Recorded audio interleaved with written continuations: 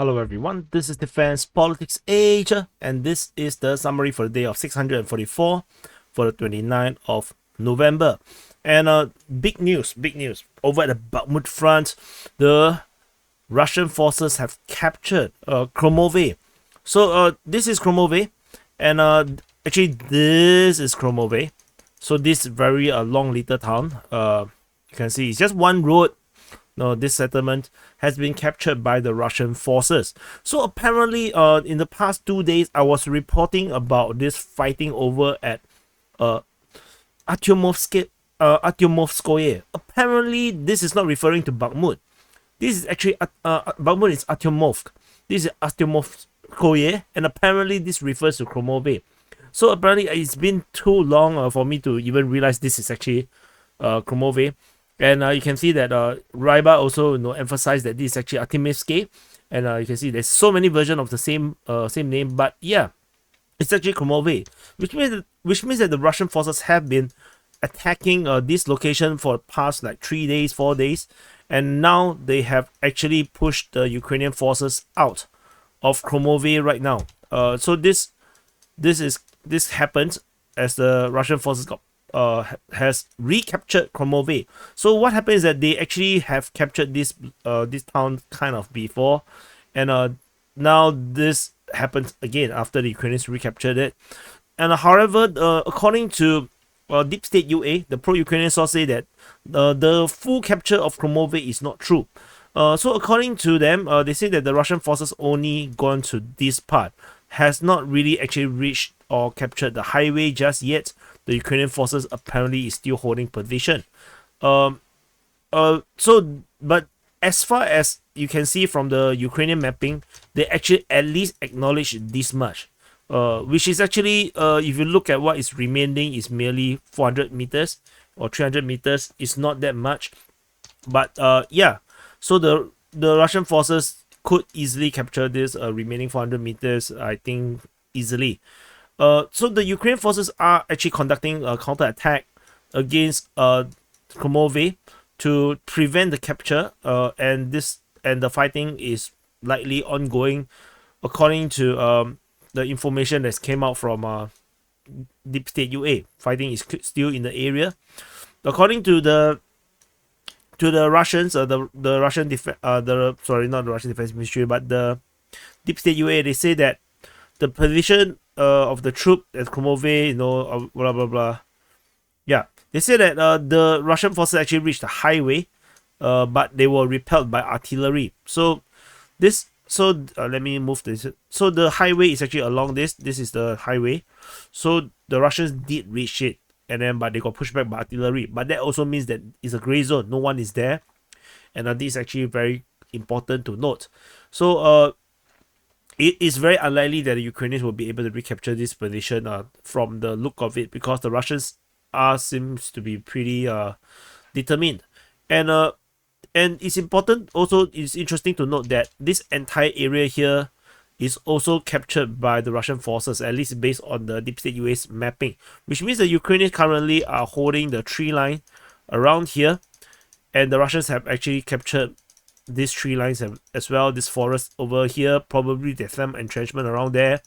This area here, the entire settlement, all the way at least until this point. But I think more likely than not, the Russian forces have already captured the rest of the Khromove region. Because if you are Ukrainian, I don't think you want to stay there, and the Ukrainians are likely to be holding all these tree lines or tree positions. This is probably what it looks like. So the Russian forces holding a strong position, and they will likely to be pushing further out, or at least push further south along the water line, and this, they can actually go in this direction, and they can still reach Ivanivsky from the north, which is actually a vector of attack that is quite unexpected, because we will always expect the Russian forces to push in this direction. So if the Russians goes all the way southwest from Khromove, an attack from the north would be disastrous for the Ukrainians. I don't think they would be as prepared for such an attack than from the south, because during the Wagner times, when the Wagner is still fighting for the Russians in this area here, the attack is coming in this direction, mainly from the south or even through the forest towards the western part, and then from the east southeast, and even directly from Bakhmut. But it wouldn't, or even in this direction, I don't think they will be expecting coming from the north, since that there is heavy entrenchments north of Ivanytsky along the highway in this area here. So yeah, this is a very, very interesting development. The most exciting thing that we have seen for a long time, because yeah, the war is getting a bit boring, you know, at times, you know. So yeah, it's good to have some captures, and then, you know, Ukrainians, you can now, you know, recapture it. Then I have more content to do, to report on. So we move on to the wider side of the Bakhmut front, since we are already at this front line. The Russian forces also have some changes around the Bogdanivka region. So according to the information from Ryba, there was a attack by the Ukrainians against the Russian forces around the Bakhivsky reservoir region, but this did not work well, and then the Russians went into the counter attack in this way. So this information coming from the pro-Russian source Ryba. So launch a counter-offensive in the direction of Bogdanivka and Khromovo, and as a result, they expand the zone of control around the reservoir. So this, which means the Russian forces are also pushing out around this direction. They're pushing south, whilst there's another force over at Khromovo that was pushing out in this direction. So this is actually quite disastrous. Ukrainian forces have a heavy entrenchment around here. Of course, they are heavily entrenched at Bogdanivka, probably around the tree lines. So this is a disastrous strategic situation currently developing over in the northern flank of the Bakhmut front. There is geolocation of Ukrainian forces by Kreminna of Ukrainian forces getting shelled just off Bogdanivka in the northern outskirts. So this is definitely the location to watch over the next few days. We move on to the southern front. Sorry, not the southern front, the southern flank of the Bakhmut front. The Russian forces continue their offensive in this region, but there is no reports of attack towards Klishchiivka. This was not reported. However, we still have the attack towards Ivanytsky, and then we have the attack towards around Avdiivka. And the fact that until today we still have not heard any reports of the capture of Avdiivka does, you know, invalidates the claim of Studia maps that, you know, map it like, you know, something like this, you know, something very big. That's definitely not the case. What we do have, like, this spike actually come from one very daring commando raid, and we effectively this does not exist anymore. Maybe the Russians have all the way until here, but no, they are not inside the village. What we do have instead at Klishchiivka is the Ukrainians actually launch an attack in the area of Klishchiivka. So in which direction is kind of unclear. We do not know if this the north, to the east, or to the southwest, southeast. We are not sure where the vector come from. So we shall see how this goes. And yeah, we do not have anything at Kurdyomivka, so that's something new. We move away from the Bakhmut front. We go back to our usual counterclockwise direction. And in the southern side, over at the Kherson Front, there is continued Ukrainian presence over at Krinky. There is no active assault being reported. What we do have is shelling, the attack. You see, Russian forces firing at Ukrainian positions. So these are likely airstrike, or artillery, or drone strikes, hitting Ukrainian positions within Krinky. According to the way how they describe it, the town seems to be flattened. Reinforcement has been reported on the Russian side into Krinky, because Krinky is pretty long. It's a pretty long cucumber. So there is probably more forces coming into this region here, and they're probably going to do one major assault, and to once and for all wipe out Krinky. That's a possibility. The reinforcement is reported by the pro-Ukrainian sources. Deep State UA reported about the Russian forces bringing reserve into the village. So let's and even the Ukrainians themselves say that this bridgehead over at Krinky is expensive, and actually it's wrong. It's a beachhead, not a bridgehead. And so they say that the Russian forces significantly outnumber the Ukrainians, and the heroism of the Marines and some of the territorial defense is the only thing that stands between them and utter destruction. They say that, however, the operation should not be for the sake of heroism. And if the zone of control is not expanded in the future, then the heroic defense will develop into a tragedy. So Deep State UA is now a pro-Russian propaganda, as you can see. So anyway, there is geolocation again. This is the same location in this forest region. Another airstrike was shot into this area here, where the Ukrainians actually have some positions holding the corner of the Konka River that allows them to have a good defense along this area here. Another time they got strike. There's another also geolocation of Ukrainian artillery getting hit by a Lancet drone. So this is actually pretty far away from the front line, as per what the artillery should be. Sorry, a bit tongue-tied. So yeah, it's around 10 kilometers away from the front line. This is also probably the artillery that is supporting the operations around Krinky and that defends the Ukrainian forces from Russian assault. So, however, this is taken out.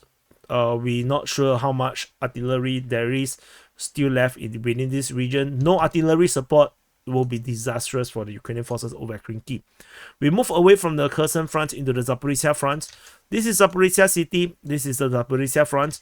Over the Zaporizhzhia Front, we have fighting reported at the Kayamsky sector, particularly Kayamsky itself, with the Russian Defense Ministry reported that the units supported by airstrikes and artillery inflicted losses on the Ukrainian forces over at Kayamsky.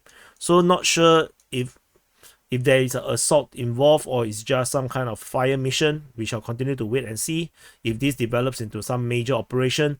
Over at the Orikhiv sector, the Russian forces have new activities.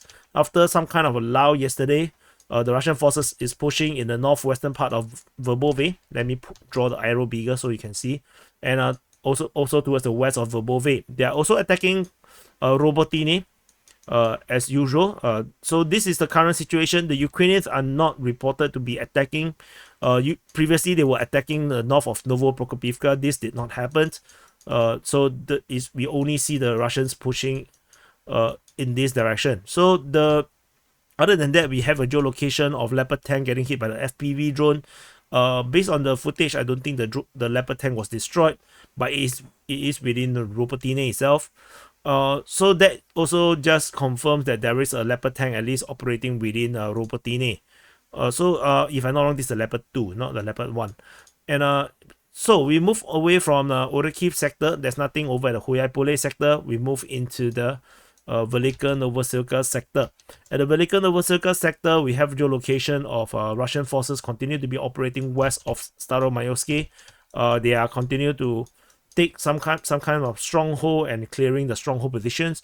There is also reports of Russian forces attacking Uruzhaine. According to the Vostok group of forces, they were attacking with the support of helicopters and artillery. And note the difference in the wording. So the previous other location, they use the word aviation.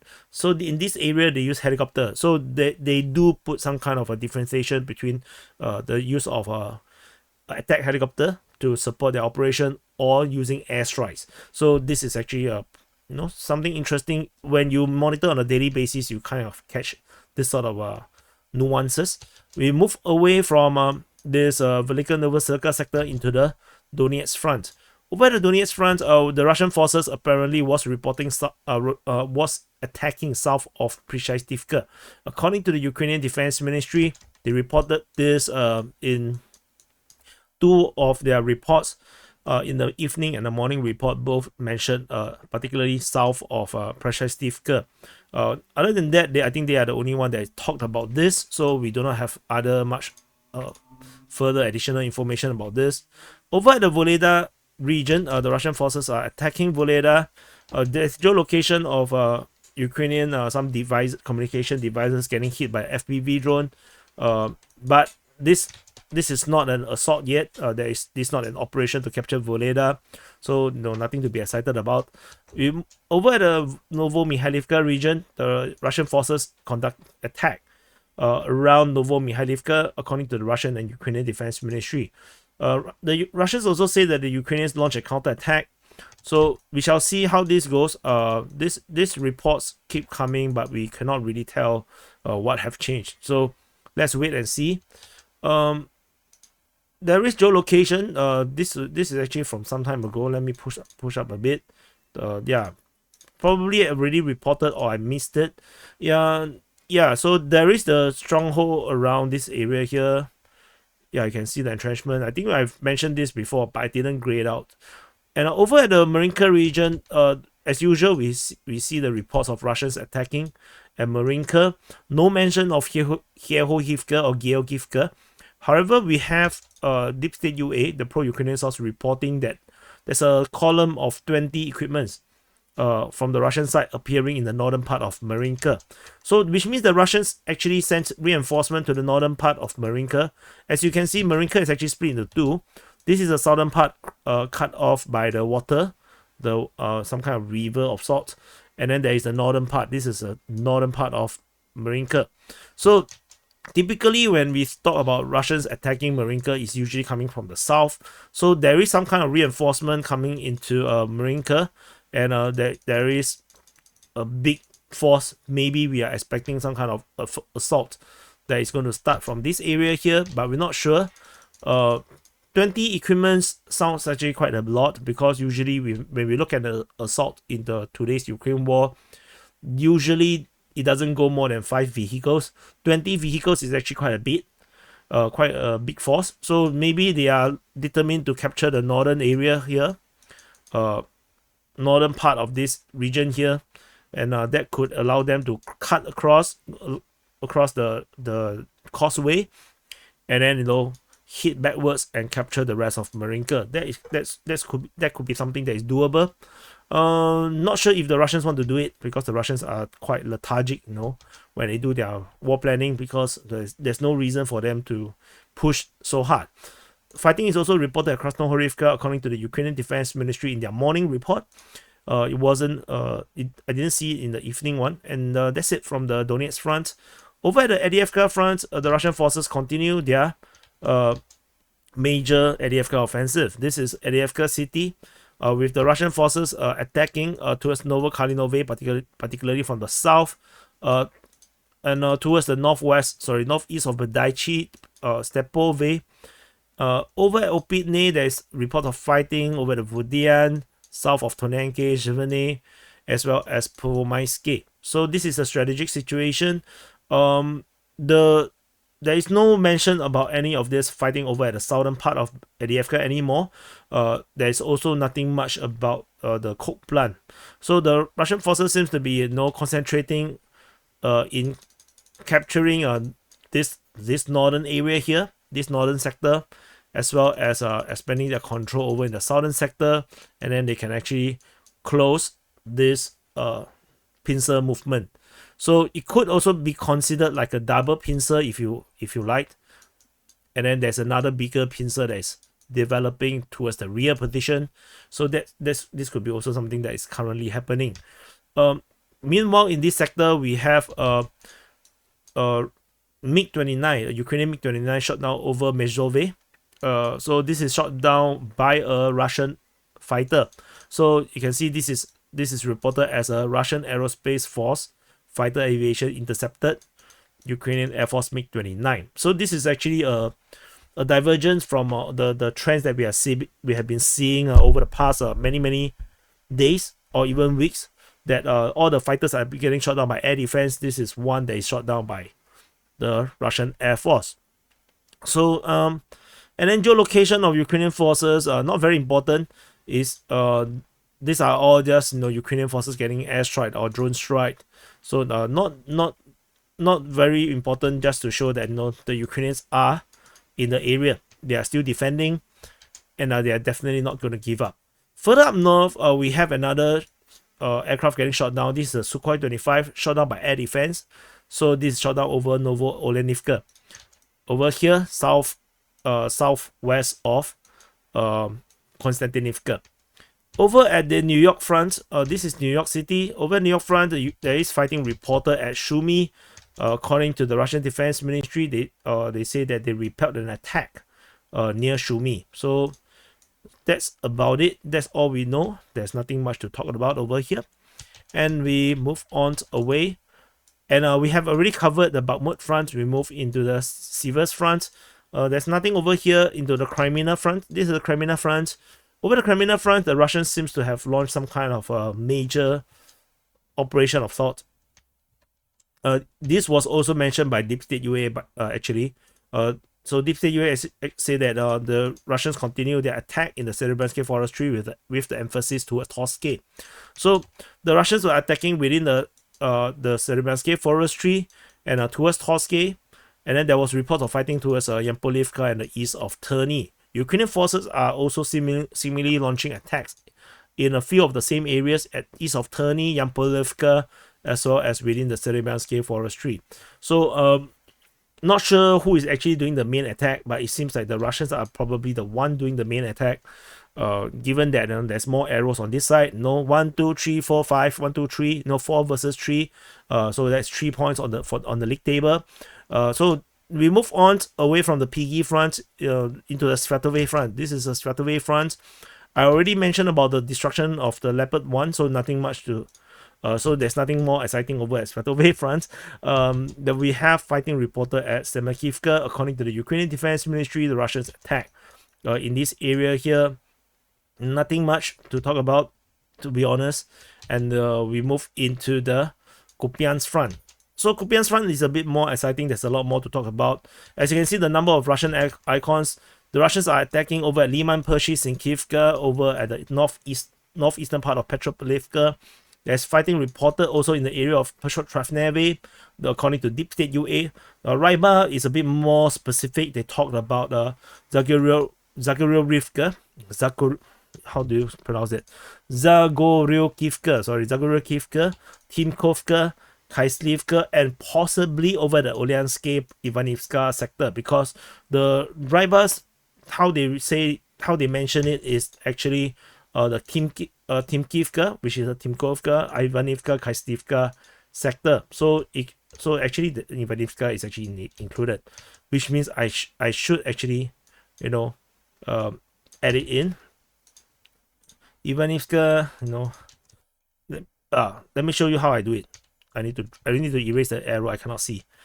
Okay, so Kaislivka, this one, and then Ivanivka, we're gonna paste it in, and we're gonna add in the date, 29th of November. We're gonna move the date to the previous bracket, and then change the color. Yeah, so that is accurate already. So yeah, I kind of missed that one place.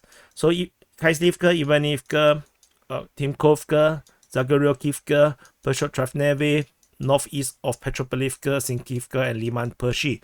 With the Ukrainians counter-attacking over at Liman Pershi, this is reported by the Russian Defense Ministry.